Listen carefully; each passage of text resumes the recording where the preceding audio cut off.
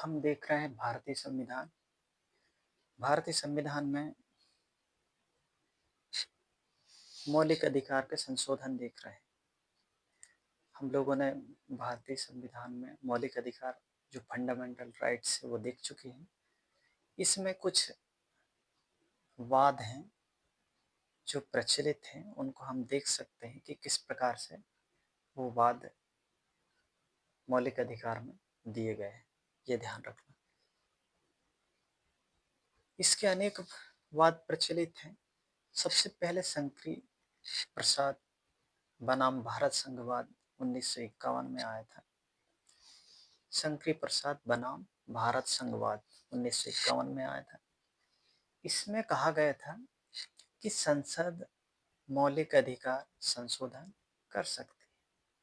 जो संसद है हमारे देश की, वो मौलिक अधिकार फंडामेंटल राइट का अमेंडमेंट कर सकती है, संशोधन कर सकती है। ये ध्यान रखना।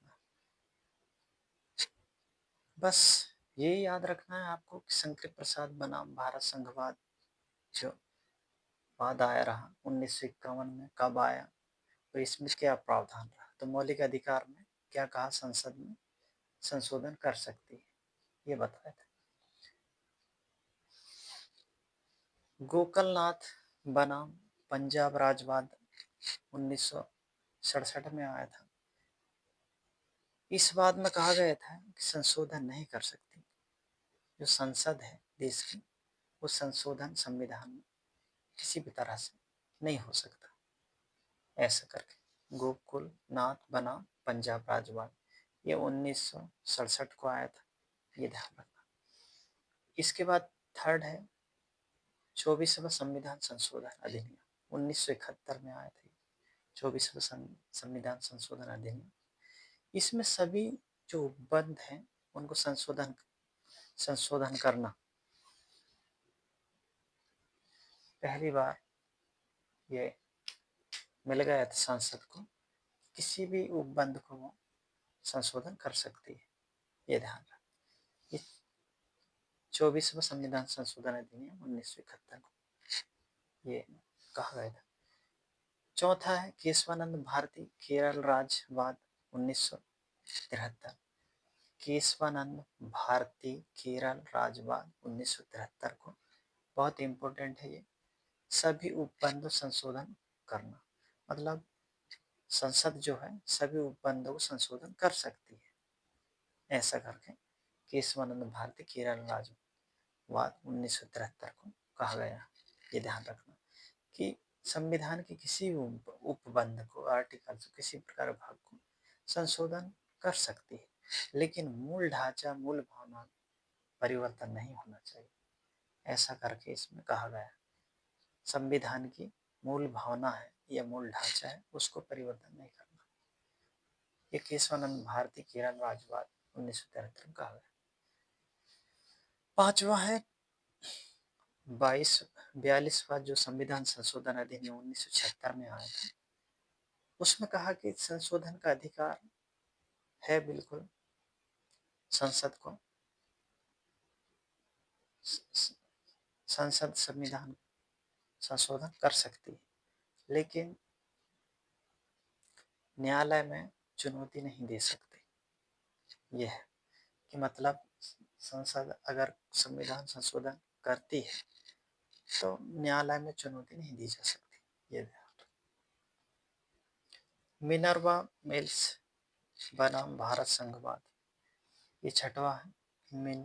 मिनर्वा मिल्स बनाम भारत संघवाद, ये 1980 को आया था।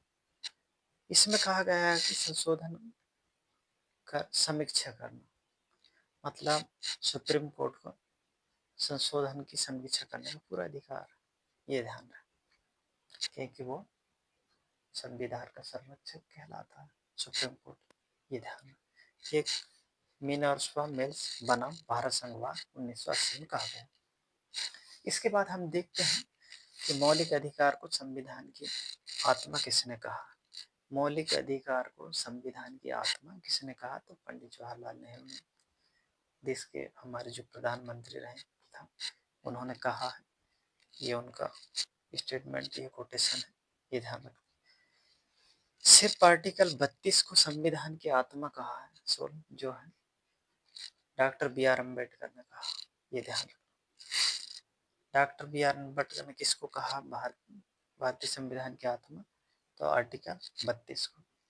प्रस्तावना को संविधान की आत्मा किसने कहा? तो सुभाष कश्यप ने कहा। ये ध्यान रखना। ये तीनों आत्माओं को याद रखना है। मौलिक अधिकार की आत्मा पंडित जवाहरलाल नेहरू ने कहा। आर्टिकल 32 को डॉक्टर बी आर अम्बेडकर ने आत्मा कहा है और प्रस्तावना को सुभाष कश्यप ने कहा। ये ध्यान रखें। तो बहुत इम्पोर्टेंट है। भारत संघ जो वाद है ये बहुत प्रचलित है और बहुत ही यूपीएससी का तो बहुत फेवरेट क्वेश्चन है। हालांकि एमपीपीएससी में माइनस मार्किंग है और आज थोड़ा एग्जाम काफ़ी परिवर्तन स्वरूप होने वाला है, इसलिए सभी वाद अच्छे से पढ़ना पड़ेगा आपको। ये ध्यान रखें। तो शंकरी प्रसाद बनाम भारत संघवाद 1951 को आया था। मौलिक अधिकार संशोधन कर सकती है।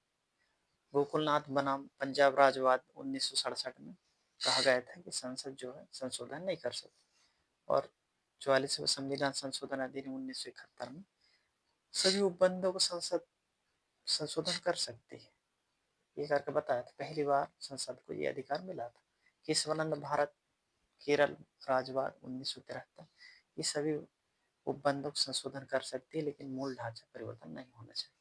42वें संविधान संशोधन अधिनियम 1976 में संविधान का अधिकार मिल गया था, लेकिन न्यायालय में चुनौती नहीं दी जा सकती, ये कहा गया था।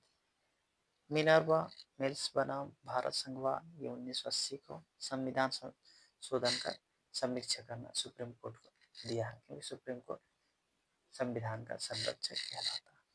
मौलिक अधिकार को संविधान की आत्मा जवाहरलाल नेहरू ने, पंडित जवाहरलाल नेहरू। सिर्फ आर्टिकल 32 को संविधान की आत्मा डॉक्टर बी आर अम्बेडकर ने और प्रस्तावना को संविधान की आत्मा सुभाष कश्यप। इस प्रकार से मैं रिपीट करके दोबारा बता दिया हूँ। इतना जितना हो सके बहुत अच्छे से याद और बहुत अच्छे बेहतर से पढ़ें, ताकि हमें किसी प्रकार का कन्फ्यूजन ना हो और बहुत बेहतर से लाइन बाय लाइन याद कर सकते हैं, क्योंकि लाइन बाय लाइन क्वेश्चन चाहिए यूपीएससी पीएससी में काफ़ी बनते हैं। ये ध्यान रहे। इस प्रकार से आपको समझ आ गया होगा। अगर नहीं आया होगा तो कमेंट जरूर करें और लाइक शेयर सब्सक्राइब भी करें। Thank you for watch.